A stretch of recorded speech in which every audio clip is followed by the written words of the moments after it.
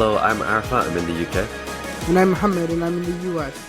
And you're listening to Slow Pit Stop. Hello and welcome to Slow Pit Stop, the international Formula One podcast by fans for fans all around the world. My name's Arfa, and as always, I'm joined by my co-host Mohammed. Say hi, Mohammed. Hi, Mohammed.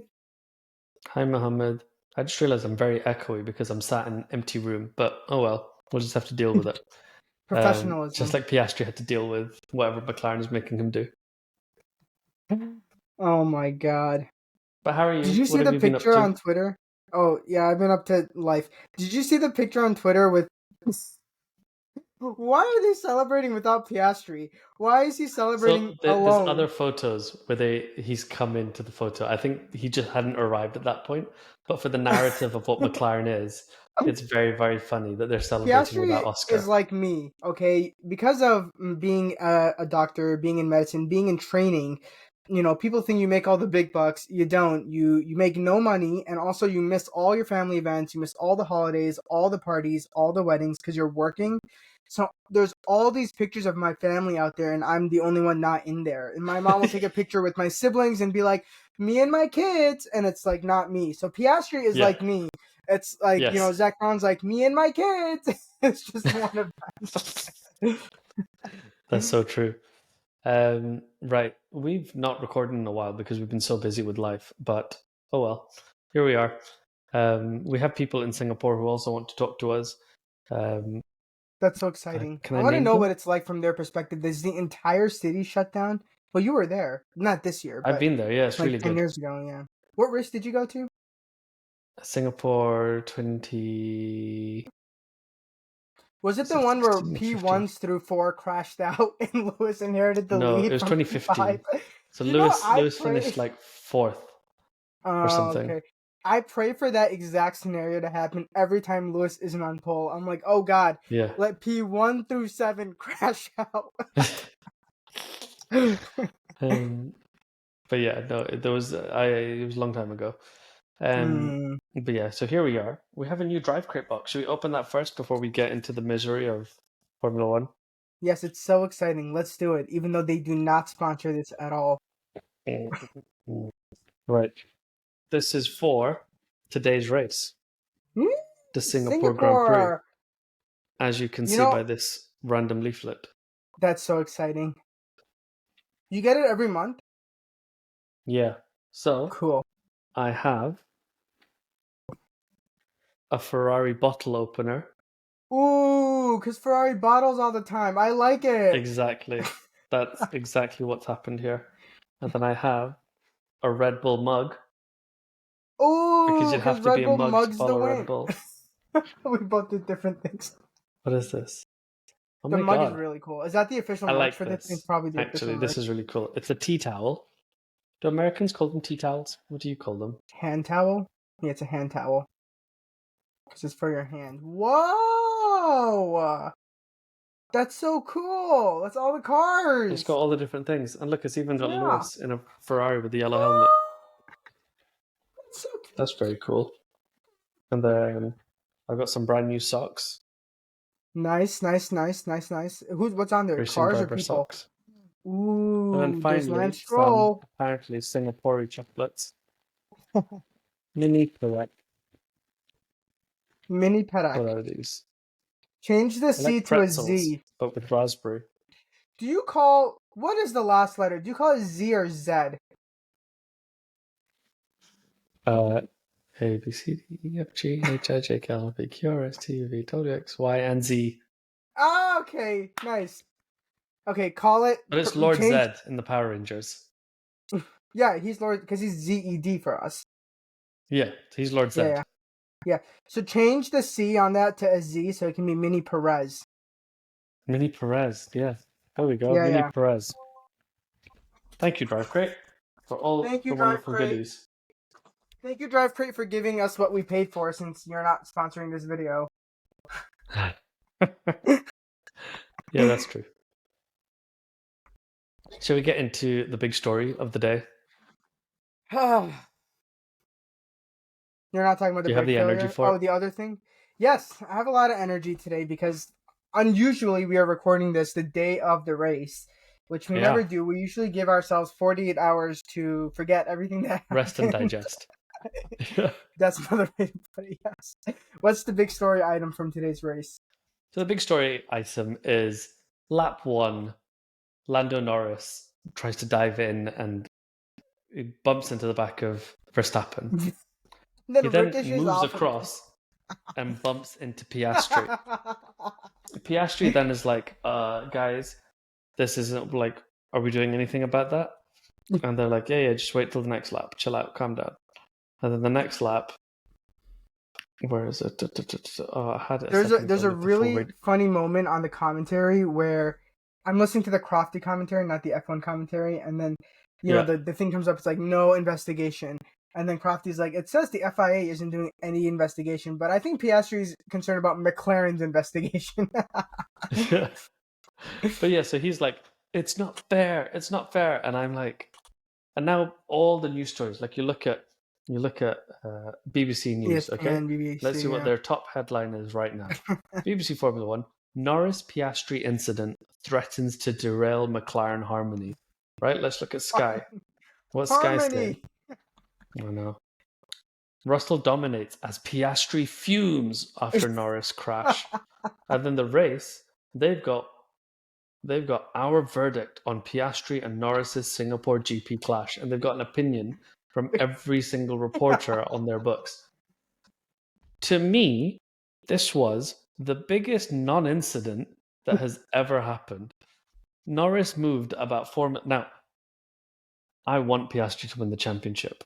Yeah. Like most of the internet, I'm not Lando's biggest fan. But, like, I don't think he did anything wrong. He moved over slightly. He bumped into Piastri. And they carried on racing. I think, as much as I love Piastri and I'm like, he's the new Iceman, I don't think he is the Iceman, because last time in Baku, he like crashed out. And I think the pressure of winning the World Championship is now starting to sink in.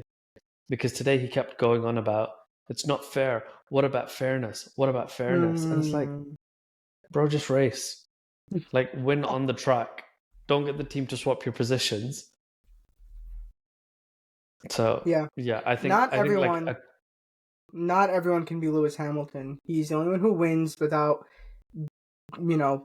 like just I don't know, kvetching about it. I didn't want to say the other word because we have people that listen to this, but he's the only one that just wins without making a big deal about it. And I'll tell you this, it's like, I think it's funnier coming from the recent history we have, because you go back to Monza, and there's this whole swap the cars, it's not fair, Lando had a slow pit stop, it's not fair, swap the cars.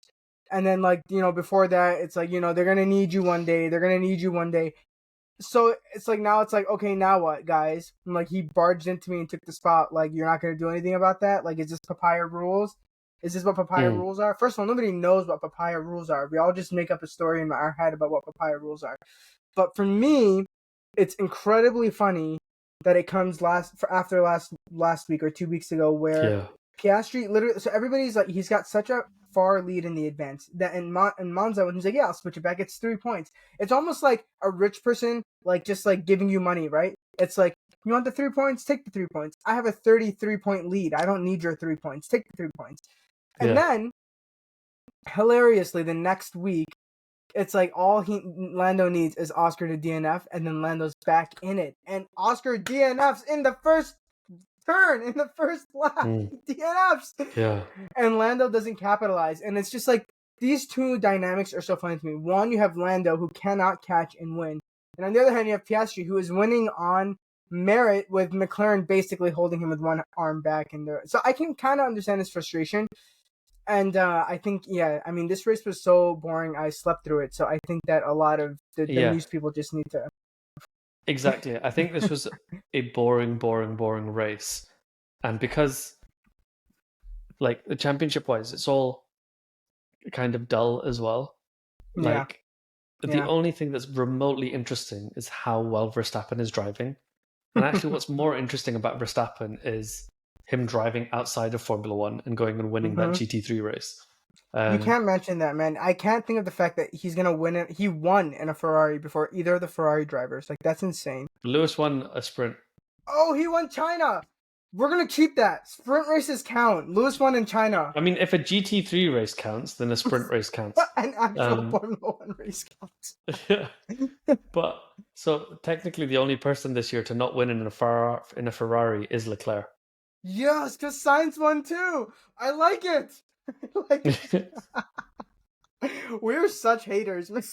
I know, it's so bad. The people in my life have to keep track of who I hate. They're like, "Oh, you hate Verstappen?" Like, not anymore. "Oh, you hate George Russell?" Yes. "And you hate Lando Norris?" Yeah. "And you hate Charles Leclerc?" Who do you not hate? It's like anyone who's not Lewis Hamilton or Yuki Tsunoda. Yeah. I wonder what's going to happen to me when Lewis actually retires. Am I just going to suddenly be like, I love everyone? Am I going to mellow out? I think one of two things are going to happen. One, you're going to find a new driver that you like, but no one will replace Lewis in our hearts. Or two, we're all going to die and the black hole is going to consume us because what is Formula One without Lewis Hamilton? Yeah. Mm-hmm. I wonder if I'm going to become like those people that support teams. Like, you know, when you're young, you have like your favorite footballer. And then as you get older, because you can no longer relate to these like 21-year-old kids, you're like, I have my favorite coach. That's the person that I'm like vicariously living through now. But that's how it is in America, though. Generally, you are a team supporter. You're not a player supporter, except for like LeBron fans or like just those guys. But otherwise, you just support the team. It's so boring. What if the team does poorly? I think I'll just support the underdog each year. Speaking of team principles, we're doing things a little bit backwards and messed around, but who cares? Christian Horner has apparently been calling every team now that he's been released from Red Bull and was given something like £50 million or euros or dollars, who knows? Less than I make, obviously. I want a job. I want a job. But no, he's like wants to buy a team. So what do you think is going to happen? Where do you think he's going to end up? I like the Haas. He wants to be Toto. Toto owns 30% of that Formula One team. Yeah. And his problem with Red Bull was like they were able to kick him out. And he's like, no, I want to be somewhere where I own shares and they can't kick me out. So where do you think he's going to end up? I like the idea of doing Haas. But, I like that. Yeah. But weirdly, and this is a super weird thing, you know, like Formula One has a rich history of like actual people owning teams. Williams was owned by Frank Williams. Yeah. Ferrari, Enzo Ferrari, McLaren, Bruce McLaren. So what is your idea? Hold on, I got skip the prologue. What is it? No. The thing here is Gene Haas is the only team owner that's a person now. So you don't want to end that dynasty. Okay. Well, I don't think he does, because I think if he did, he would have sold a while ago. No, he doesn't. But actually, he doesn't. Right now, he said it over and over. Every other team is owned by like a board. Okay, I know we're just having banter right now. This isn't a real podcast, but I have to ask you a question though. Like in America, there's this culture of owning an NFL team. It's like it's a very exclusive club because NFL is a franchise system, so it's always going to be the same 32 teams. So if you own one of those teams, there's a lot of prestige behind it. It's part of the reason why like Lewis was part of that consortium that bought the Denver Broncos. There's just so much prestige behind owning. Donald Trump put down a lot of money to try to buy the Buffalo Bills. He didn't end up buying them, but he really, really wanted that. So does that culture, because that's one of the reasons I'm trying to say Gene Haas doesn't want to give up his Formula One team. That prestige of owning a team is like so high amongst the rich in America. Is there a concept like that in European sports where it's like if you own a team, it's like a big deal? I think in football there used to be like the names attached to clubs, right? Like a single billionaire that owned this football club or something. And that kind of happens now, but even now it's with a consortium. Like I think, I can't remember, like the Ineos guy has bought Manchester United, but he's like part of a larger consortium. And I think the amount of money that's in these things nowadays... You just can't have one person do it. Well, I think there are a couple of people out there who could, your Elon Musks and your Oracle man. But I don't know why they don't want to or whatever. But yeah, I feel like the more corporate thing now is like an organization buys it rather than... But that's what I like, that Gene Haas is a team owner. I wish there were more teams like that. I think having a Horner Grand Prix would be very entertaining. But realistically, I think he's going to buy into Alpine. I think he's going to buy Alpine. That's not a bad idea. So yeah, circling back to the initial question, it's either them or he's going to get part of the Audi project, because Audi has a project that's already collapsing. They already don't want their own project. Yeah, they that want rid of started. it. They're very similar to me. I start a project and then 20 seconds into starting it, I'm like, why have I done this? What am I doing? I don't really want to build this Lego car. Just give up. So that's exactly like me. So I think that's where it is. And right now that team is owned by a gambling company. Like, what is Stake F1 Sauber Cake? It's the stupidest thing that Oh no, Stake is just a sponsor. They don't own anything. Okay, but Stake and Kick are both gambling companies, and they've slapped their names on Yeah. this. Like, it's like they are like the shady back alley of Formula One right now. So I think that's I don't like think they will have anything to do with it from next year when Audi fully it's take all over. Audi. So I Because think that's Audi's been kind of buying where the shares in chunks each okay, year. okay. But the Yeah. CEO that started that process has been like fired. And the new CEO is like, why I are don't we want spending this. so much money on a Formula One team? What is happening here? So I think No, like they before need to it's do even it started, because he's I talked want to about buy. selling parts Yeah. of it off. Yeah, so that they sell it to Christian Horner, and I think it's a good idea. Let him keep the Audi name, because I want to buy an Audi S5, and I can't do that if they're not in Formula One, because then who am I repping? You know, it's for that very specific reason. That makes sense. But yes, Christian Horner, I'd like to see him back in. Obviously hate his reputation, but for some reason, sports is full of people who have really, really terrible personal lives, but are really good at their jobs. And I don't know how to separate those two in my mind. So I want him back because he's good at his job. It's actually so good like that Lewis. us. We just suck in both aspects. Well, no, but Lewis is so like special for that. Like, he is actually like a very decent human being, and he tries really hard to be a good person. Oh, like breaking news. Roscoe died. Carry on. Yeah. It's sad. I don't know. Do we want to talk about that? It was very sad. I can't imagine that he had to race this weekend after what's essentially like an immediate member of his family passed away. Like, that's so crazy, you know? He raced the day after his granddad died. And like I remember Charles Leclerc racing like the day after his dad died. These people don't stop racing for anything. But is it like, neither of us are surgeons, so there's a lot of like muscle memory in it where you can kind of disassociate and do the job. I personally can't just disassociate and do my job. Like, so I don't know if it's like that where you just kind of stop thinking. And Adam would be a good one to have on this episode. I think so. I think it's a relief. No. Yeah. I think it is, because I think sometimes when like family life is hard, work is a very structured, regimented thing, and it helps you get through the day. Yeah. Because you're like, I know what to do here. I do A, then I do B, then I do C. Yeah. And it just helps you, like, that whole thing of just keep putting one foot in front of the other and you'll get through. Yeah. It helps you do that because you're like, I know what I'm doing in this context. Yeah. And it eats up his entire, like, Thursday to Sunday. That's like 4 days that he doesn't have to. He's just focused on work and media responsibilities and practice. And yeah. I will say this podcast was supposed to be that for me when life got hard at work. I was supposed to come stress relief with this podcast. But every time we start the podcast, you're like, so how is life? Tell me about how work sucks, and tell me about how much little sleep you had watching this race. And then I just relive it over and over. It's good, right? People, I don't know if we truly have any listeners. I know I technically met a fan in Italy. I feel like I daydreamed that. But if there's any listeners listening, I wonder, what have you guys learned about the medical field from this podcast? It's all we talk about. Should I tell you something honestly, like off thing that we've not talked about? Now that I'm at the other side of the whole training, like whatever it is, now like that you've been trained, hamster you're wheel. trained. Yeah. Now that I've managed to get off the hamster wheel, professionally, life is really easy now. Like, genuinely, my job now is so much easier than it was a year ago. That's so funny. Yeah. Because, like, the other day I was like stressing about being late for work. Not even late. Like, work starts at 9, and I normally get in for like just after 8. And there was something happening, and I was going to get to work for 8:30. And I was like, no, I usually like last year, I'd like to get into work an hour early, prepare everything, see all the patients, get everything done before the boss showed up. Yeah. And then I could be just like, this and this and this is happening. This is what I think we need to do. And I was like, oh God, I'm not going to have enough time to prepare before the boss gets in. And then I was like, wait, I'm the boss. I'm the boss.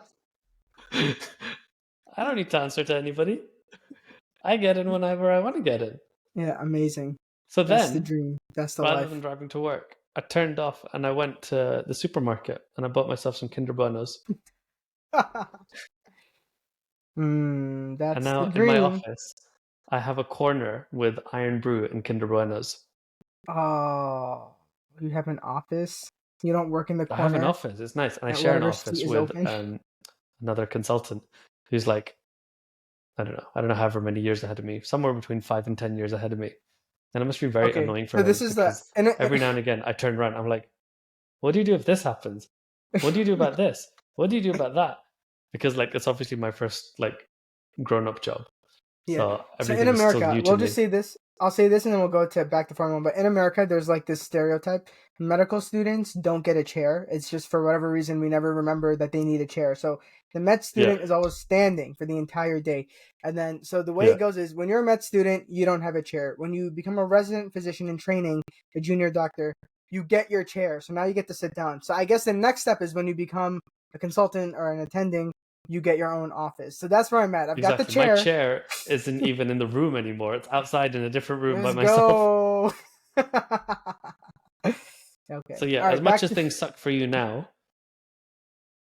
I think you just keep plodding forward. Remember, I'm you're the not Logan part Sargent of the of Red Formula Bull 1. meat I know grinder. that. You're part of like James Vowles, Williams situation. Yeah, I'm the Logan Sargent of the Formula 1 world, but I've somehow kept my seat. Did you see I don't know if this was real or Photoshop. Yes, that was so funny. Say it in that. Say it. It's so funny. So I saw a thing where I talked about how both Williams were disqualified from qualifying, and then it was like the first thing that Logan Sargent had liked from Williams. You know, I bet you it was like he probably still follows them because he probably never stopped following them, and he just scrolls and scrolls, and he saw this one, and he probably liked it, like subconsciously, not realizing the downstream effects of that. But it's so funny. Why did they get disqualified? By the way, how did that even happen? Did they was it like their cars Something were built wrong? was more than 85 millimeters on the car. I think the gap, the DRS. They need to fine the team like some obscene amount. They can't penalize the drivers. I hate when they do that. Like even Lewis getting disqualified in 2024, I think, in 23 maybe in Texas because his skid plank when him and Leclerc were both disqualified. It's so stupid. Like fine the team, don't fine the driver. It's not his fault. He literally did nothing. Speaking of drivers being let down by teams, why don't you tell us about Ferrari? So typically we record these episodes well in the future when the pain is not so raw. But the pain is raw, but I will talk about it. Lewis, I don't know what was going on with Ferrari this week. They always shine in practice and then have nothing to offer in the race, and that's kind of what happened. And they qualified 6th and 7th, which is just like where they are. Surprisingly, Lewis qualified ahead of Leclerc. They're having basically the same kind of race where nothing's going. Actually, Leclerc got a really good start. He was on the clean side of the grid. He actually had a pretty good Everybody on the start. Left, just like in the even numbers, Lewis and everyone was just so slow off. And everybody on the other side just and Leclerc just yeah. Anyway, Lewis finally gets soft tires at the end because they're basically like, you're in 8th. What are you going to do, right? You have 50 seconds to Fernando Alonso, which is insane. 50-second gap to Fernando Alonso. So they put him on for soft. He's catching. They let him get ahead of Leclerc. He's catching Antonelli. He's catching. Right when he goes for the overtake, he's like 0.3 seconds behind. Pop! His front left brake just explodes. I think that I did not know could happen. And I do like that on the international feed. Crafty was like, yeah, that's the thing that happens in Singapore. Because if you're watching the It's been a long time since it happened in Singapore. Like the last time it happened, I remember like AlphaTauri was still called Toro Rosso. Or maybe I've just not paid attention to it. But I remember there was a year where everybody's brakes just died. Yeah. It's just insane. It's insane that the Ferrari overheats so much. And Charles was told from like lap 7 or something to lift and coast. Can you imagine that? It's like how far can I get before my race manager gets on and says lift and coast? It's like the 7th lap. And they're like, all right, lift and coast. And Charles was like, ah. So he has to lift and coast, and then it's so funny. Adamy gets on the radio and tells Lewis, okay, lift and coast. He's like, yeah, no, like, no duh. Like, you want me to lift and coast? My brake is exploding. He's like, please avoid going off track. We have a black and white flag. He's like, my brake exploded. Again, I cannot stress enough. I'm driving without a brake. And then it reminded me a lot of Lewis winning in England in 2020 when Verstappen is catching him and the time is coming down because as his brake exploded and he's falling down to Alonso, it was the same thing. Alonso was 40 seconds behind Lewis and he ended up finishing 0.4 seconds behind him, and it was just it was very heart and mouth. It was like one position. I just didn't want him to lose it. He ended up losing it anyway. I can't believe they gave him that 5-second penalty for an exploded brake. Very stupid. Very annoying. Ferrari is I don't know. I think, we were so excited at the end of last year when they had caught Red Bull or caught McLaren and they looked promising. And I just don't know what happened this year and I don't know what's gone on. I don't know. I hope that they've just put all of their energy into the 26 car. I know there's all these rumors that they're behind, but I don't know how anyone could know that for sure. But I think all of that's just nonsense. The rumors mean nothing. How can you say Mercedes has the best engine? Like, have you looked at everyone? Like, how do you know that? But like, how do you know that? Exactly. How do you know that Red Bull has made serious mistakes and they're starting at the back of the car? How can you know that? Who knows what a mistake is? It's like everyone is doing a project, right? It's like the teacher is like, okay, everyone has to make a diorama. Everyone has to build the Taj Mahal and bring it into school one day. And it's like you haven't looked at everyone else's projects. Maybe somebody peeks at your project and they're like, you have the best one. Like you just don't know. You haven't looked at the other one. So I don't know I really hope next year is better for Lewis. I just don't want his career to end with a whimper. That happens to most great athletes. Their career ends kind of with a whimper. So maybe that's just what's going to happen to him, and it's going to be depressing. I'd like for him to win some races. Here's what I think if you can say, like, I won races in a McLaren, I won races in a Mercedes, I won races in a Ferrari, I won in the 07 regulations, I won in the 09 regulations, I won in the 2014 regulations, the 2017 regulations, the 2022 regulations, and now the 26 regulations. That's like 6 different eras of Formula One. If he can win across those, I think that's pretty cool. If he wins a championship for Ferrari, though, I don't know if it's going to happen. I mean, that's the most... I've never said that out loud, that I don't know if it's going to happen, but that's so sad. I'm not going to even put that into the world. But if he did win it, if he wins it, that would make him, like... Because that's, first of all, 8 championships. Second of all, across 3 generations. Fourth of all, whatever number I'm on. I got number next. Number next. For 3 teams. So that would be just so incredible. That would actually cement his legacy as the greatest Formula 1 driver of all time. Yeah. To get there. I was reading this thing on the race, and I think it was about like Fernando Alonso and legacy, and how like he regards himself as like the greatest of Formula One, and many regard him as like right up there. But like Lewis went on to break all the records and whatever, and have his legacy as like the greatest Formula One driver of all time. Yeah. So Fernando's like, okay, I can't do that. I'll go race in other things. I'll go do Le Mans. I'll go do Daytona. I'll try and win Indy. He didn't win Indy. And he was like, I want to prove that I'm the greatest all-round racing car driver in the world. And now Verstappen is off in like other series, winning GT3 races and things, and like could conceivably take all of that glory away from him. And he's just kind of. The thing like is, this. I have no empathy for Fernando because he truly had the chance. Like if he had won Indy 500, and he attempted to multiple times, like that would have actually. But I don't know. I don't remember what teams he picked. I don't know if he truly had a shot at winning the Indy 500, but like he had. He the came chance, one year without a steering wheel. That's so funny. He couldn't qualify because the car didn't have the bits. Yeah, so I don't know where this whole thing came from, that Verstappen has a chance to win the championship. I really think people are just trying to make stories happen because everything is so boring. Yeah. He's not going to win the championship. Piastri's going to win at this point, but there's 5 races left, I think, right? Because I think it's like Qatar, Texas, Mexico, Abu Dhabi. I think that's it, right? Brazil, yeah. So there's 5 races left. Yeah, Brazil. So 5 races left. It's not enough for Verstappen to catch. Unless Piastri completely bottles it, it's over. But I think Piastri has it wrapped up. That's a Ferrari bottle opener. We already know Ferrari bottles. Also, I have no McLaren things. Lando, Norris also bottles. We know this. Yeah. Why did nobody hit the gap this year? Yeah. Yeah. Do you, I like how we're not even going to talk about how like Russell won the game or no, whatever. God, please don't even say such a thing. Don't put that into the world. know. In my mind, that didn't happen. Right. It's Should actually we heartbreaking that when he call it a wins, you night hear. then and let people all just reflect silently on the thought of Russell winning a race? I just want to end by saying it breaks my heart that the British anthem is followed by the German anthem, and it's for a driver not named Lewis Hamilton. I've never ever watched him Oh win because I yeah. can't handle that. I just can't Oh yeah, handle I it. didn't even think about that. Did you watch him win? Did you watch the podium ceremony? No. Yeah, of course not, right? Yes. Like the him, Verstappen and Norris. Like Verstappen at the very least has my respect. Not my Yes, fandom, but yes, my yes, respect. yes. Was the other two, I'm like, ugh. Like, Yes, literally. Okay, we're on the same team. Verstappen has my respect, not my fandom, but my respect. yeah. And I don't have Yeah. respect for the other two. All right, thank you all for joining us. Sorry we didn't do an episode after Baku, but I was just laughing so hard at the fact that Piastri DNF'd exactly what Lando needed, and then he was P9 or something.